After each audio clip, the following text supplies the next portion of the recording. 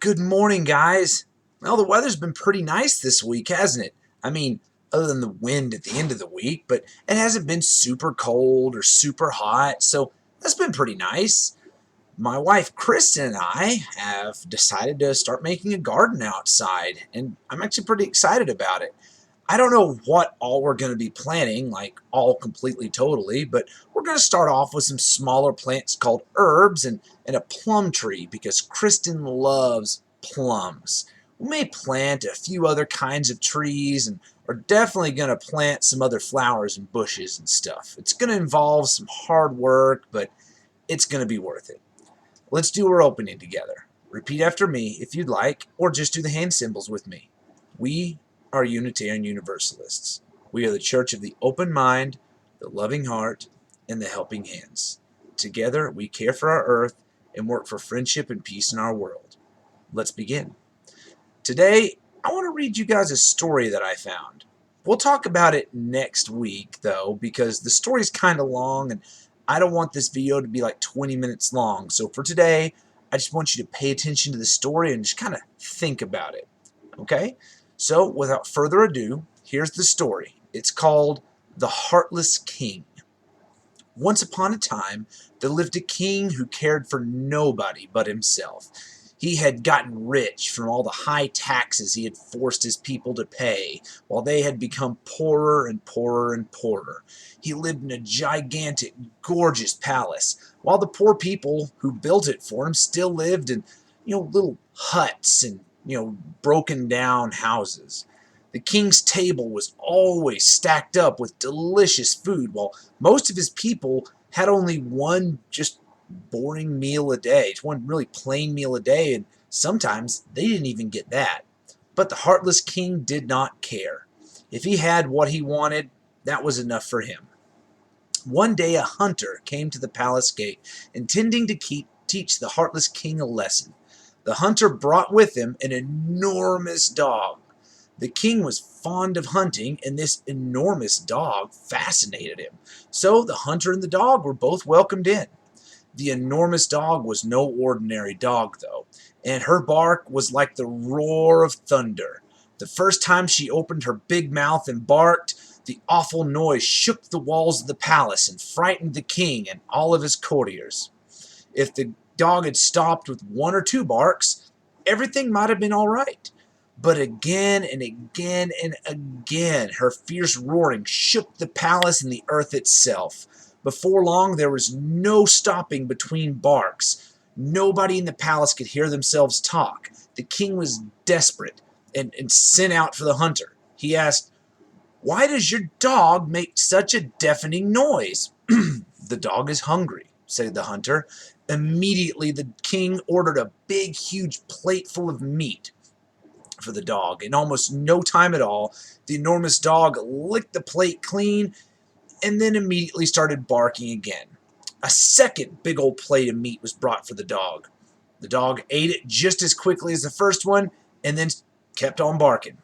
Over and over again, the plate was filled, and over again, the enormous dog quickly ate the whole plateful and then just kept barking as loudly as ever. The king was angry. He called the hunter and said, "You and your dog must leave the palace at once. We cannot endure this deafening noise any longer." But the hunter was firm. "Your Majesty, we have been sent to you because of your wicked ways. We are here to stay." The king was frightened. He grasped the arms of his chair and stared at the hunter.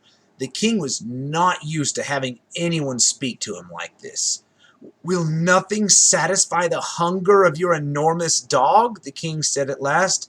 "Nothing that is easy for you to give," said the hunter. "Your Majesty, there are people in this kingdom who are eating all the food and who are not sharing it with those who do the work in the field and make the food grow. As a result, there are people who are always hungry. This dog feels the hunger of every person in this kingdom who does not have enough food to eat. As long as even one person is hungry, this dog will be hungry and will keep barking." Upon hearing the hunter say this, the king was even more frightened than ever. It had never entered his thoughts that he had been doing anything wrong. He had thought that the people of his kingdom were simply supposed to always do exactly what he wanted. It had never occurred to him that a king should think of the happiness of anyone but himself. He was now angry from his head to his toes, inside and out. Either he would go crazy hearing this continuous barking of that enormous dog, or else something would have to be done very quickly. So he called his wisest advisors together and asked, "What should I do?" The wise ones bowed their head and walked off to think over the question. But trying as hard as they could, the advisors could only see two solutions. Either the enormous dog must be killed, or else every person in the kingdom must be fed, and no one was willing to try to kill the dog. It was way too big. So that meant that there was only one thing left to do.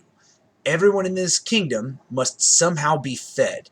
The wise advisors were very clear in their minds about it. They returned to the king and told him what had to be done.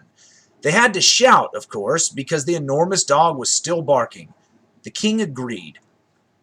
"Pull all the servants on the palace grounds to work at once," he commanded. "Go to the storerooms and get all the bags of rice you can find. Pile them high on carts. Also take all the meat from my cupboards and gather vegetables and fruits from my gardens. Send servants out with these loaded carts into all the towns and villages in my kingdom. Command the servants to find all the people who are hungry. Give them plenty of these foods, and keep on giving them food until not a single person in the land is hungry." The advisors hurried away to do what the king had commanded them. Soon there was shouting and laughing, hustling and bustling all over the palace. In fact, the royal servants made so much noise that they could hardly hear the dog barking anymore. Soon a long line of carts, piled high with bags and baskets of food, rolled out through the palace gate.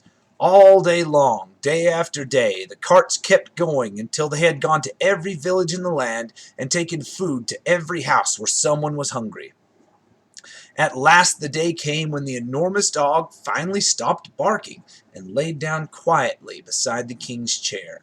The dog was satisfied. All the people inside the palace grounds were happy and finally at peace. Everywhere in the land, the people were content. For the next few years, the enormous dog stayed by the king's side to be sure that the king never went back to his old wicked ways.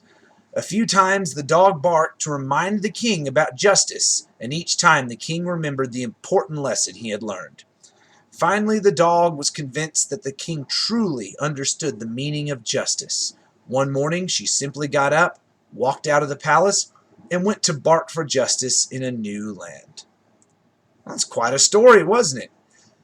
I'm sure you all understand the moral of it. You're all pretty smart, but we'll go over it next week and talk a little more about justice. But since I know this video is already getting pretty long, I'll go ahead and end it here for today. So, stay safe, make healthy choices, wash your hands, and I'll talk to you again next week. Later.